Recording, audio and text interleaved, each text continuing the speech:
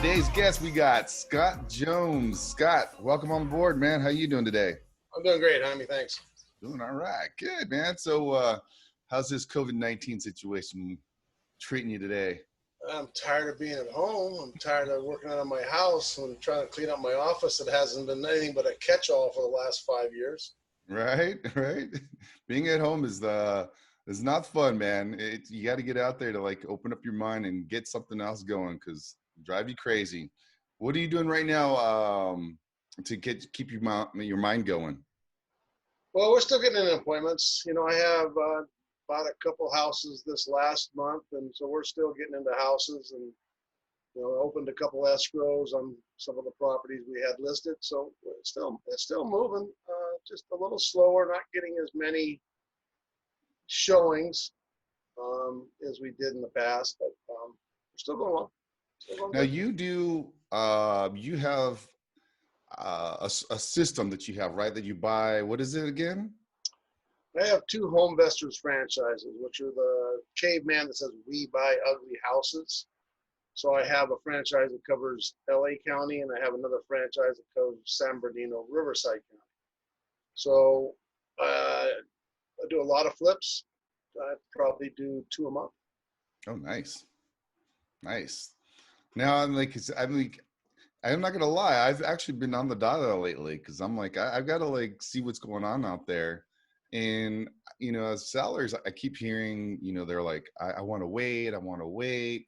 I mean, what kind of like reactions are you getting, and how are you overcoming any of those objections? Yeah, well, they don't want people in their house. That's the main thing. So they do want to wait, and that has been a problem. I do have a couple sellers that they don't care.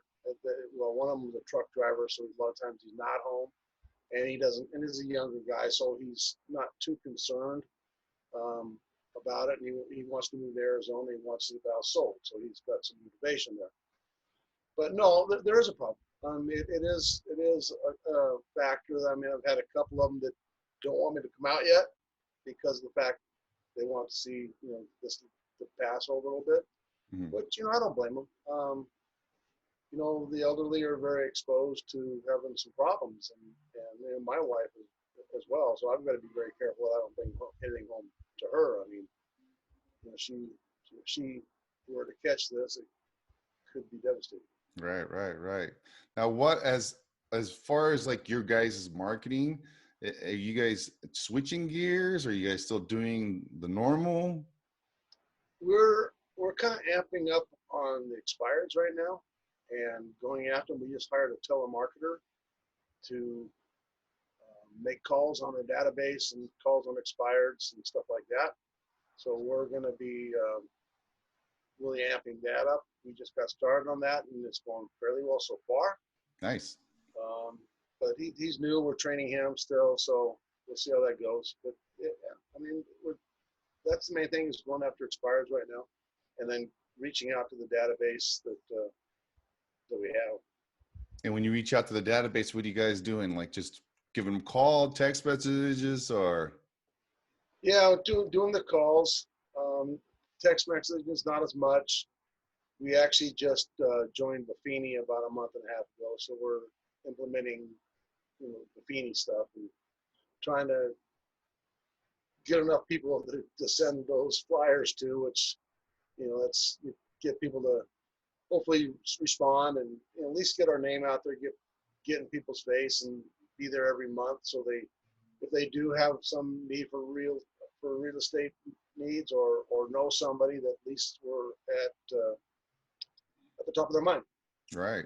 You know what I like is you mentioned that you just basically you're not stopping. You actually took on more responsibility. You're doing, now you're going after the expireds and you hired a dialer. So you're not like, I'm going to hide. I'm going to put my head in the sand and, and hope somebody else figures this out for me. You're being very proactive right now. Absolutely.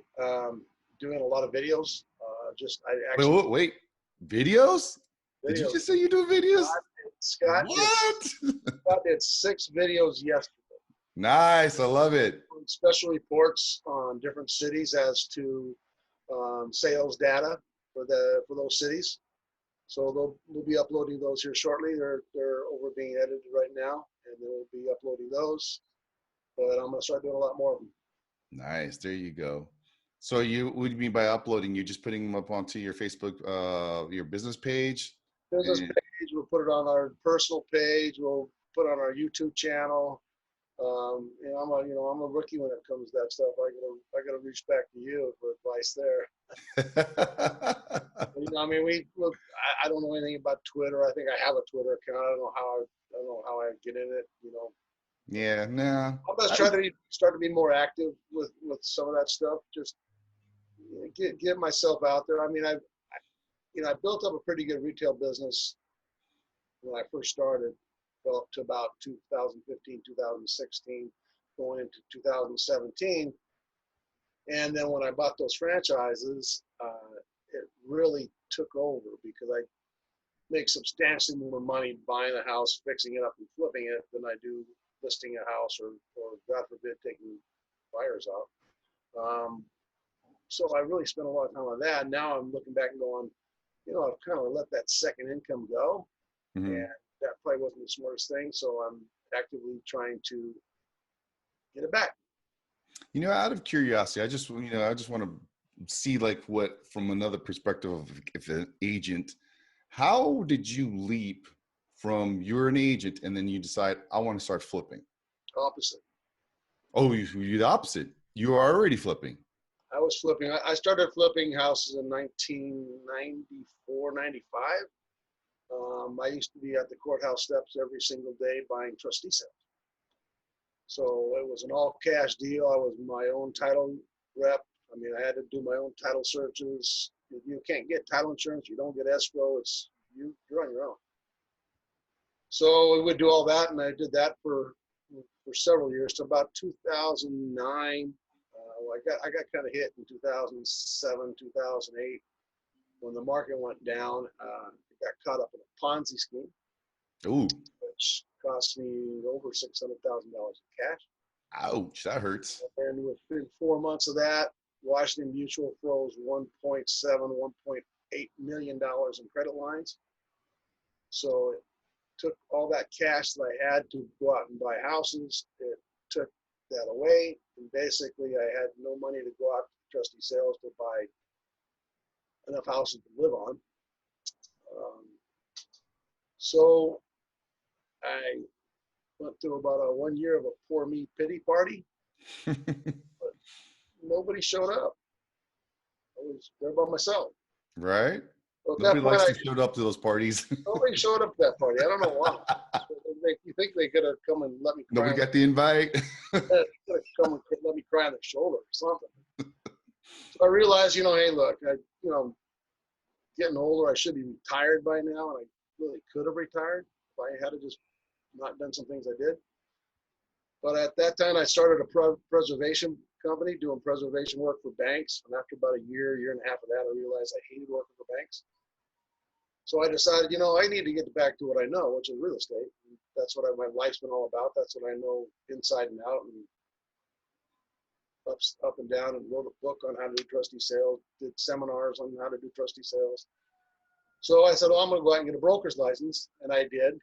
And meanwhile, I've got no income coming in. I've got a $5,000 a month house payment. I got rental properties that they barely breaking even, so I had no income coming in. So we're basically relying on my wife's income at that point.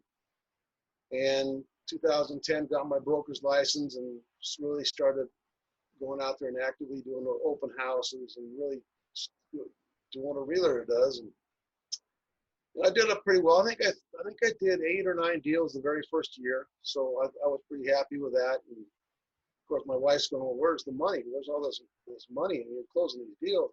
Babe, I'm putting every penny right back in the business. This is going to grow.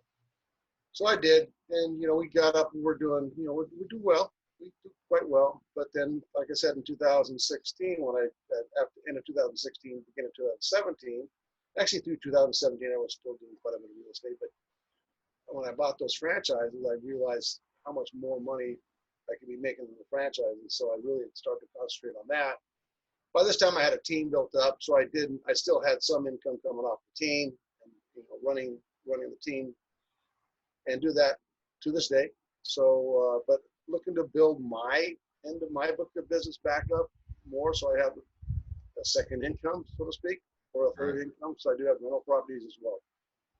So now, I mean, would you tell other agents out there, like advice wise, this is a business and you need to reinvest into your business? You're crazy if you don't. It is a business.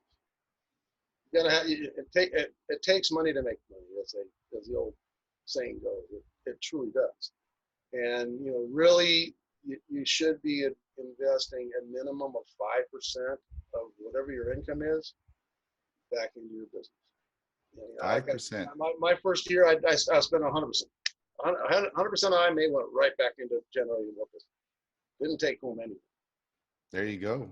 I mean, what's funny is when I used to be a listing agent, I used to tell people, I go, you know what the percentage McDonald's puts back into their business? I go, it's 30%. And that's a lot of money. I'm like, I'm just saying what McDonald's does. And you know what? You may think they're flipping burgers, but they're actually a real estate company. They own all their properties. I go, so maybe you should think about maybe 15%, 20%, whatever it is, reinvest back into your business. And I always just thought it was funny. A lot of agents just didn't want to do it. They were just scared or. Well, it's scary. Uh, it's a gamble. Um, and I don't think a lot of people are set up or have the mentality to be a gambler.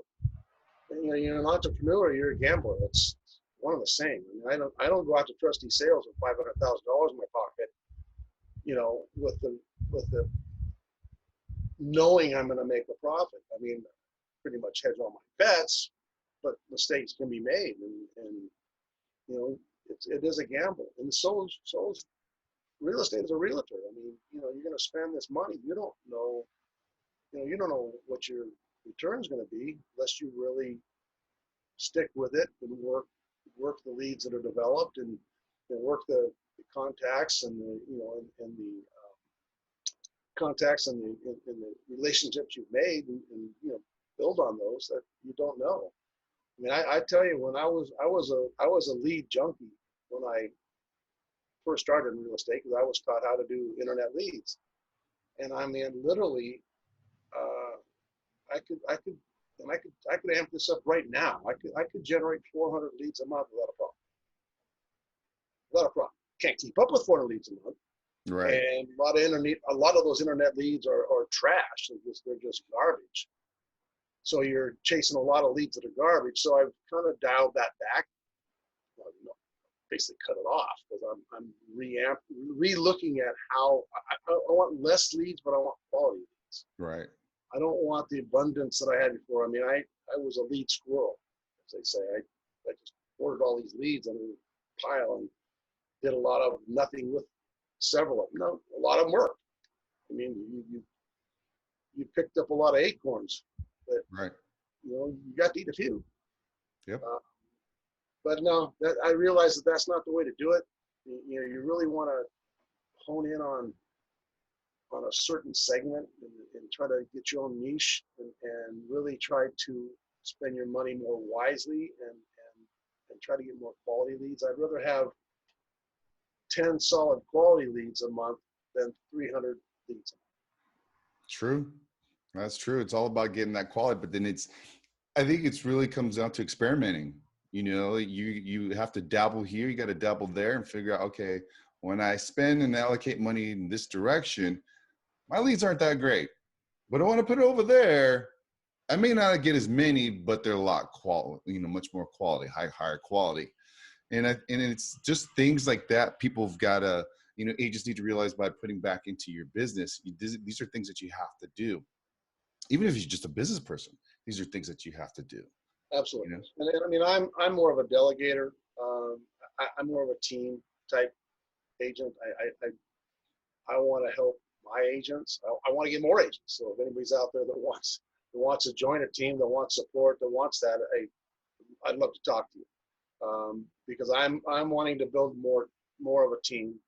I have a solid team right now, fairly small, but I'd love to grow it, and I'm going to be definitely searching for some buyers agents coming up here soon. and always looking for other listing agents as well. I'll give you all kinds of support. Eventually, we'll be giving you leads. I do hand out leads now. I take very few of the leads myself. I usually give them away to my agents. Wow, there you go, guys. So if you guys are thinking about it or you're struggling, I mean, he just gave you a great opportunity. I mean, right there, he says he doesn't even really like match rate the leads himself. He hands them off. So if you guys are struggling, I really think you should give Scott, a call, give him an email, text him, whatever. Love to talk to you, and love to see if we can be a match. I mean, obviously, not everybody that's going to come is going to be a match for me, and I might not be a match for them. But until we talk to each other, we don't. This is true. But you know what, Scott? You're actually a funny guy. Why do you say that? I say you're a sleeper cell because you got jokes, man. You're funny. So, but you know what? I really appreciate you come on board, Scott. I really appreciate this time and you giving everybody your insight to, what you've gone through and how you're doing business now. And you're still moving forward. You're not, like I said, you're not putting your head in the sand. You're not doing the pity me, poor me party.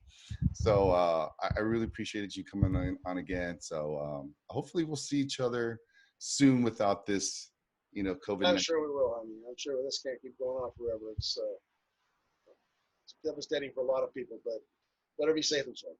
Yep. All right, Scott. Well, thanks again. You be safe, and we'll talk to you soon. All right, Amy. Thanks. All right, bye-bye.